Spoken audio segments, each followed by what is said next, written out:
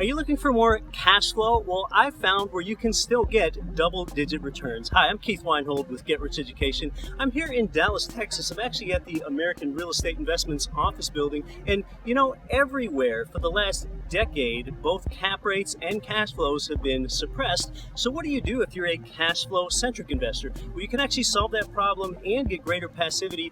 Rather than investing on the equity side, where you buy a turnkey property, one alternative is to invest on the debt side, where you go ahead and make a loan that's collateralized with real estate for someone else's project, not this particular building, but perhaps a building just like this. And you can do it in Dallas, Texas. So American Real Estate Investments is really leading the way because they're here in the nation exploiting cash flow and creating arbitrage for you, the investor, on the debt side. So the way their investments work is you typically get 10.5 to 12% cash on cash returns, and their minimums are 50 to 100K, and it's collateralized with real estate in Dallas, Fort Worth, probably the best, safest market of all 400 MSAs. So if you want to learn more about how you can get in on the debt side, go ahead and click here and learn more.